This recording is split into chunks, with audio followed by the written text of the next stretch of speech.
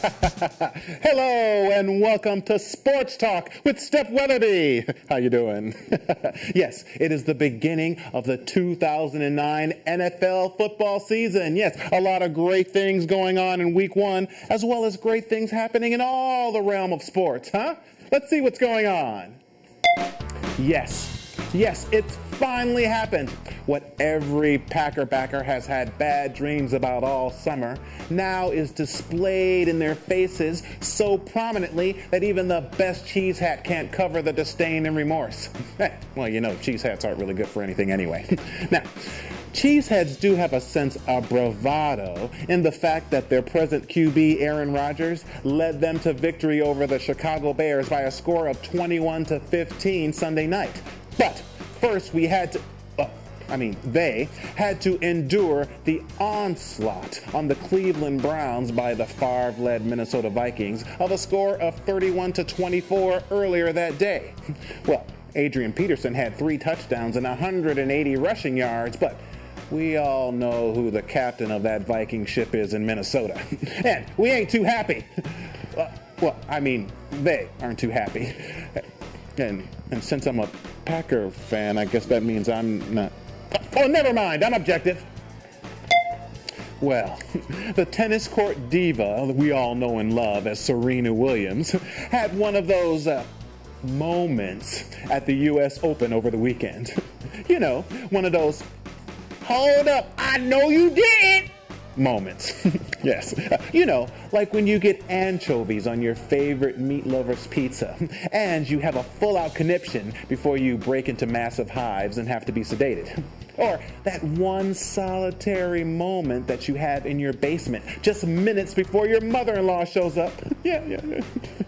Well, in this moment, when we saw Serena lose her serenity, we realized the angst and breaking points that the world of professional competition can bring. We also realized that you don't want to be caught in an alley with Serena when she has a racket and tennis ball in her hands. Apparently, she can do some pretty nasty things with those items. Yipe!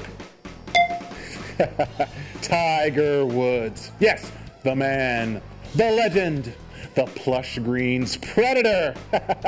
Tiger Woods taking apart the field of somewhat notables at the BMW Championship this past weekend. Yes, Tiger started his domination in the first round and didn't look back, winning the whole thing by 8 strokes overall. Now, he had lost his putting stride in the few tournaments before this one, but in the BMW, Tiger showed us once again the only real reason we bother to watch golf on TV in the first place. Thanks, Tiger. Give me a pump. Break time. Here we go. What kind of music are they piping into the break room these days? Anyway. Oh, here's a note from Margot. Step, I had to go talk to Mick. Your tuna salad and pastrami sandwich are in the fridge. Don't throw up. Don't throw up. Oh, Margot, you're such a silly program manager.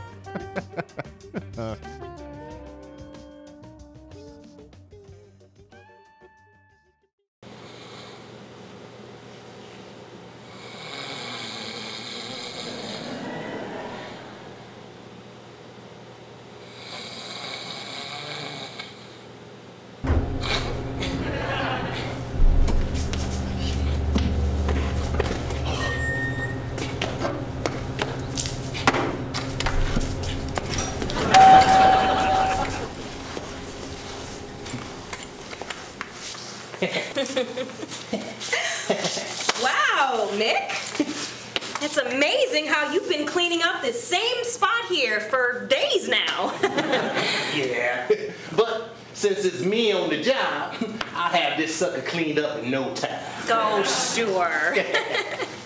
So, why do you think I came down here?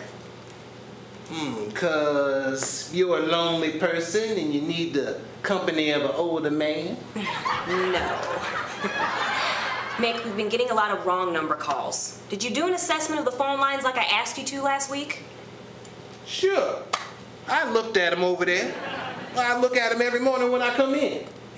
But looking at them every morning and actually checking them out to see if they work properly are two different things. To a telephone repairman, yes. To the Mick of maintenance, that's a resounding no. What are you saying, Mick? That if you want me to repair telephones, you need to cough up some telephone repair money. That ain't part of my job, Margot, to be doing stuff like that. To be doing stuff like that, I have to go back to vocational college again. I had enough social trauma in my life, thank you. You're supposed to fix stuff around the office, Mick. And telephones are stuff. I'm sure somewhere in your job description it says something to the effect that you're supposed to fix stuff. There's a job description somewhere of what I do? Yeah, it's... Of course, I'll type one up later, okay? Meanwhile, could you just try and fix the telephones anyway?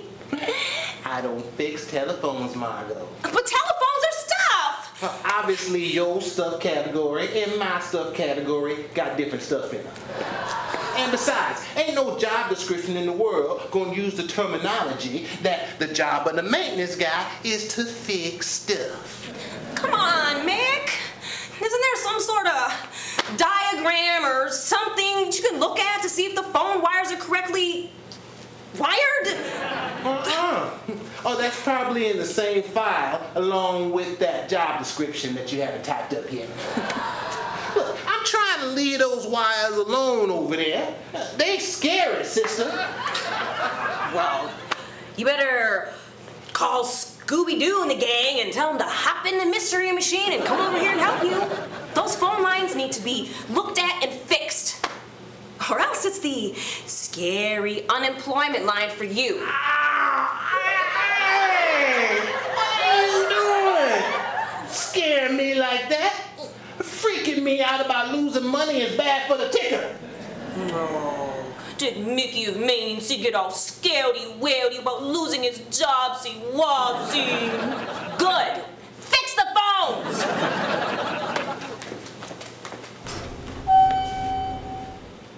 That went better than expected. Radical.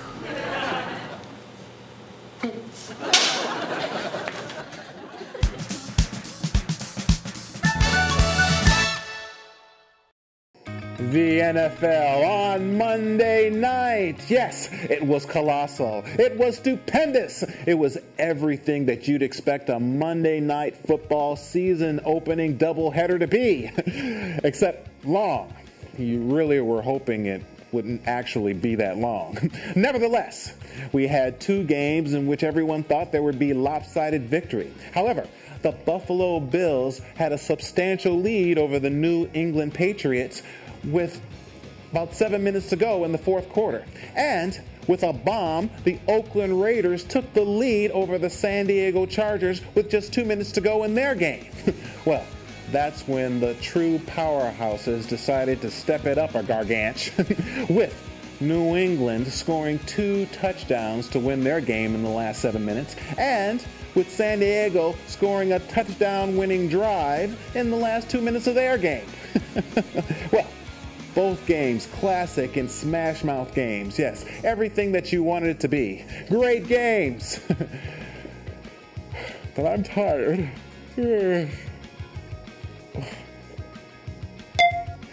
The WNBA Finals begin this week. Yes. Oh, we have some great matchups along with some great action. Oh, and you should see the teams that are in the hunt this year.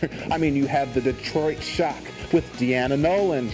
Oh, and the Indiana Fever with Tamika Catchings. Oh, and that's just in the Eastern Conference. Oh, in the West, you have Becky Hammond with San Antonio. Yes.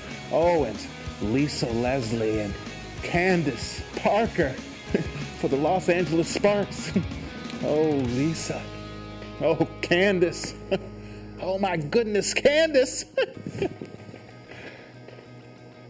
I need to stop doing this report now. What?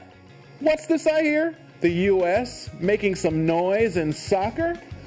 Well, yes, Ricardo Clark's first career goal against Trinidad and Tobago put the U.S. 3 points closer to qualifying for the 2010 FIFA World Cup with a 1-0 victory in Port of Spain. Yes, well, it's nice to see the fellas of U.S. soccer making a buzz for themselves rather than making the usual thud from being booted out of placement every year. Well, maybe this year I'll actually start watching the games. Well, one would hope. See you next time here on Sports Talk.